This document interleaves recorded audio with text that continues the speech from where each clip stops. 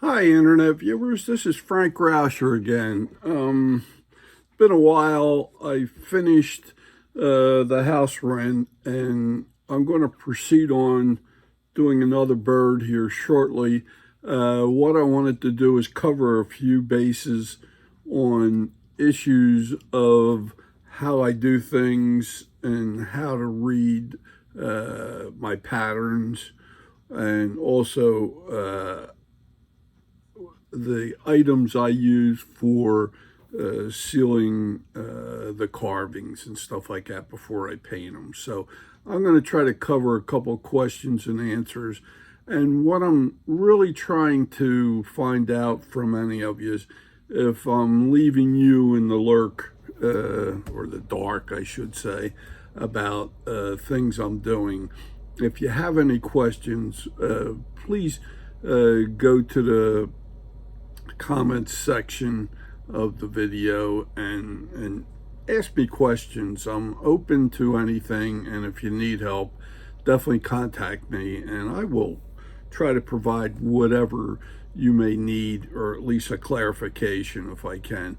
I know some things get a little confusing, and I don't know if you're following me 100% on every step I do, but I would like to get some feedback if you have anything, either for the good or the bad or whatever. I would like to hear from you if you have a chance to contact me, and just trying to see if everybody is getting everything, or am I confusing you?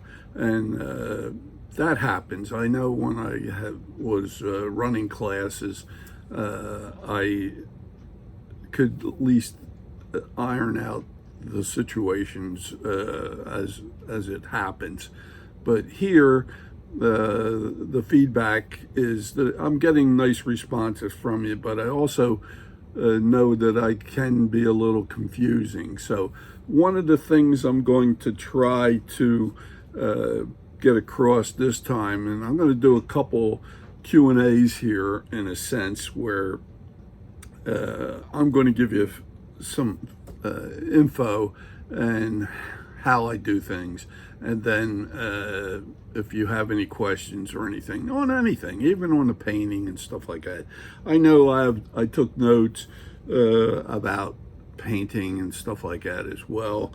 I also took what I'd like to do before I start the next bird is to also give you some ideas on wood burning and how I approach it.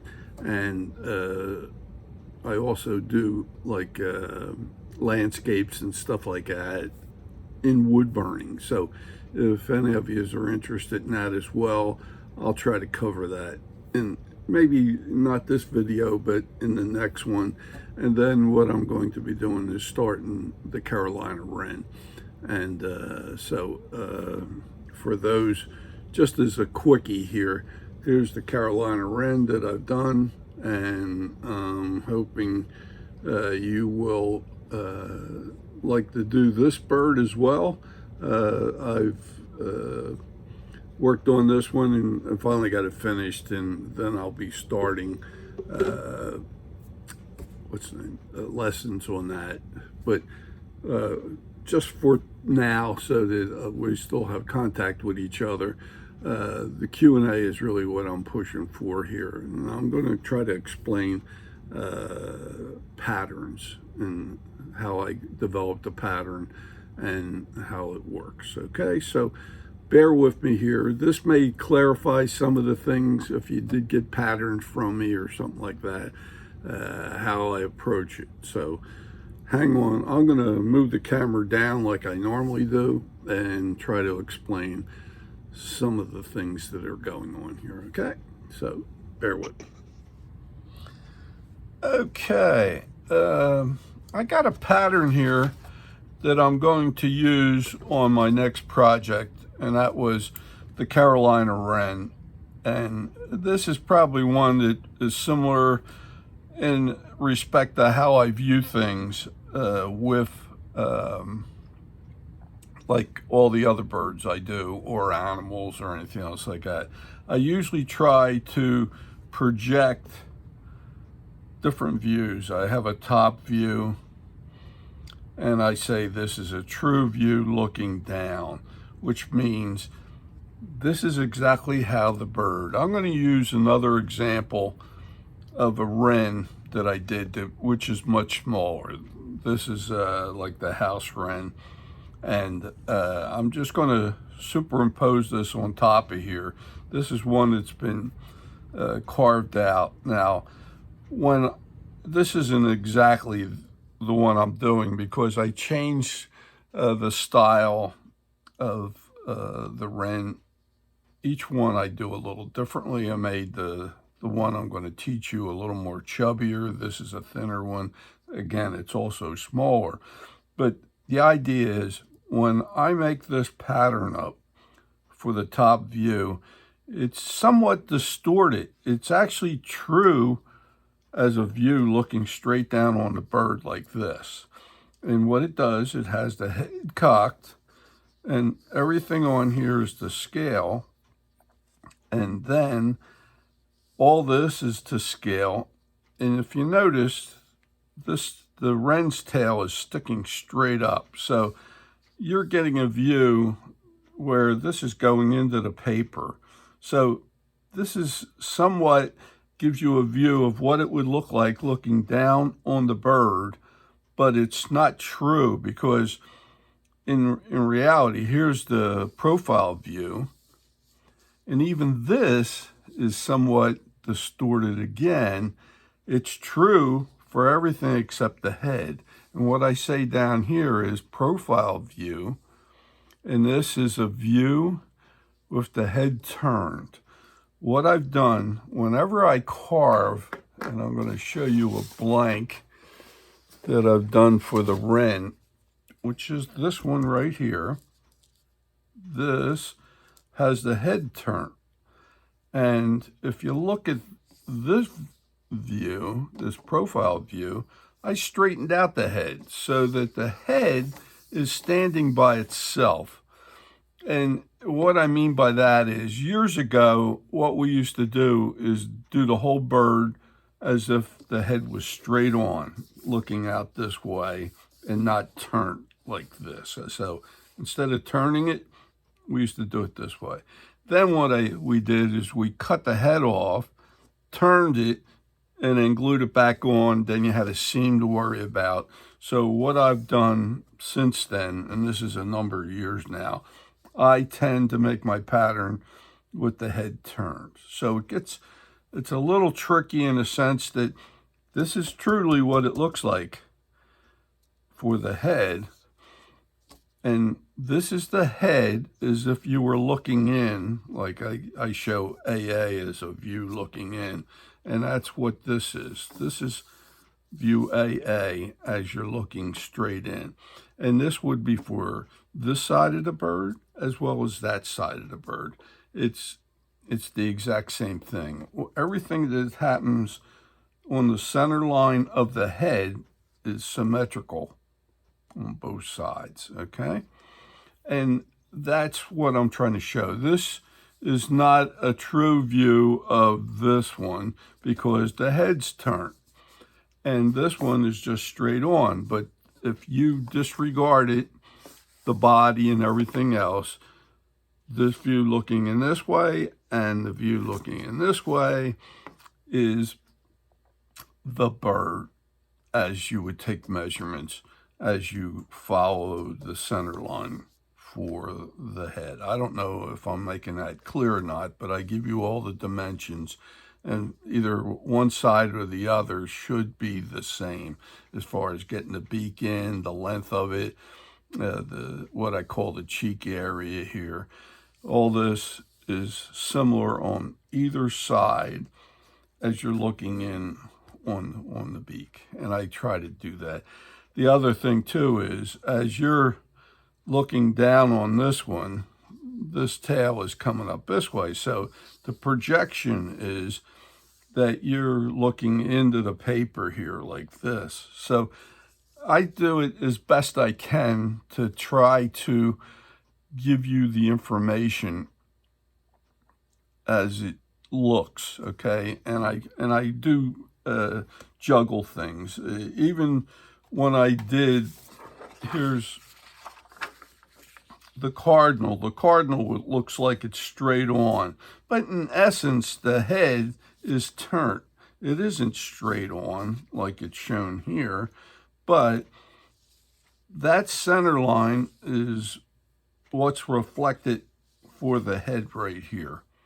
And it's the same when you're looking in this way or you're looking in this way. The same measurements all work. And then, I give a profile of what would be looking straight in on the bird.